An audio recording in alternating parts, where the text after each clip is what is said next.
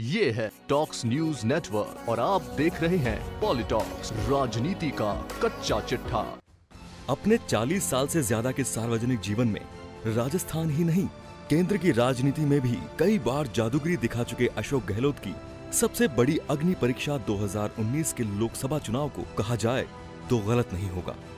3 बार राजस्थान में सत्ता के शिखर तक पहुंच चुके गहलोत ने राजनीति के कई उतार चढ़ाव देखे हैं, लेकिन जीत आखिरकार उनकी ही हुई है। वे कभी पार्टी के भीतर चुनौतियों से निपटे हैं तो कभी विपक्ष पर 20 साबित हुए हैं।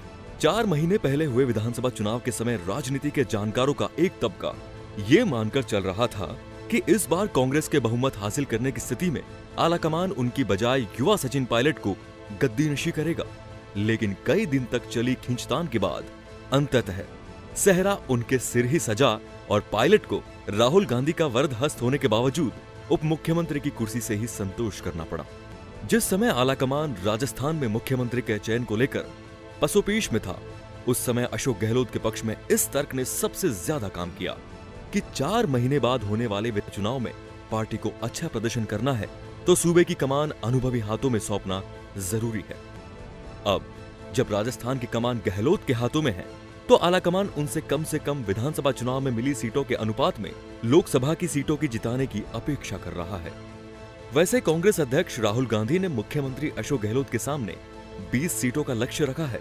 जिस तरह से देश में मोदी का प्रभाव देखने को मिल रहा है और विपक्ष मोदी को हराने के नाम पर एक हो रहा है, उस घड़ी में खुद की पार्टी के शासन वाले राज्य राजस्थान से राहुल की अपेक्षा कुछ ज्यादा होना गलत नहीं है। इसके पीछे एक कारण ये भी है कि राजस्थान में पिछले कई चुनाव में ये ट्रेंड रहा है कि जिसकी सरकार होती है उसकी लोकसभा में ज्यादा सीटें आती हैं। निश्चित रूप से आलाकमान की इस अपेक्षा का भार गहलोत के कंधों पर है। मिशन 25 के लक्ष्य के साथ चुनावी रण में उतरे अशोक गहलोत पर लोकसभा की ज्यादा से ज्यादा सीटों पर जीत दर्ज करने का दबाव तो है ही। जोधपुर सीट पर बैठे वैभव का चुनाव लड़ना उनके लिए प्रतिष्ठा का प्रश्न बन गया है। पहली बार गहलोत के परिवार का कोई व्यक्ति चुनाव लड़ रहा है, वो भी तब जब वे मुख्यमंत्री हैं। गहलोत चाहते तो पिछले कार्यकाल के दौरान भी वैभव को चुनावी रण में उतार सकते थे, लेकिन तब उन्होंने ऐसा नहीं किया। इस बार जब वैभव गहलोत को जोधपुर से उम्मीदवार बनाया गया तो सीएम गहलोत ने कई बार ये बात दोहराई कि ये टिकट उनके कहने से नहीं दिया गया है। उन्होंने कहा कि वैभव इतने साल से राजनीति में सक्रिय हैं, पार्टी ने उनके कामकाज को देखते हुए उम्मीदवार बनाया है। गहलोत के इस बयान और सच्चाई के बीच कितना फासला है, इसे राजनीति की सामान्य समझ रखने वाला व्यक्ति भी जान सकता है। इस तथ्य को कोई नकार नहीं सकता कि गहलोत की रजामंदी से वैभव को टिकट मिला है। जोधपुर से वैभव का टिकट तय होने के बाद उनकी जीत की जिम्मेदारी अशोक गहलोत के कंधों पर आनी थी। पहले तो यह चुनाव आसान माना जा रहा था, लेकिन बीजेपी ने यहां जोरदार चक्रव्यूह रचा। बीजेपी उम्मीदवार गजेंद्र सिंह शेखावत मोदी शाह के चाहते हैं। वे उनमें राजस्थान की राजनीति का भविष्य तलाश रहे हैं। ऐसे में उनकी जीत बीजेपी के लिए प्रतिष्ठा का प्रश्न बन गई। उनके समर्थन में प्रधानमंत्री नरेंद्र मोदी ने बड़ी सभा की और पार्टी अध्यक्ष अमित शाह ने रोड शो किया। इस चुनाव में गजेंद्र सिंह शेखावत बीजेपी के उन गिने चुने उम्मीदवारों में शामिल है जिनका प्रचार करने मोदी शाह दोनों आए। बीजेपी की इस रणनीति ने वैभव गहलोत की राह कठिन कर दी। इसे आसान बनाने के लिए अशोक गहलोत को जमकर पसीना बहाना पड़ा। उन्हें गली गली में प्रचार करने के लिए उतरना पड़ा। बावजूद इसके जोधपुर में कांटे की टक्कर बताई जा रही है। वोटिंग ट्रेंड के आधार पर राजनीति के जानकार जीत हार का अंतर 40,000 के अंदर बता रहे हैं।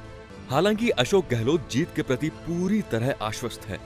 उनके नजदीकी नेता 4 विधानसभा क्षेत्रों में निर्णायक बढ़त को जीत का आधार बता रहे हैं। वहीं बीजेपी के नेता मोदी लहर के सामने अशोक गहलोत की रणनीति को बेअसर बताकर जीत का दावा कर रहे हैं।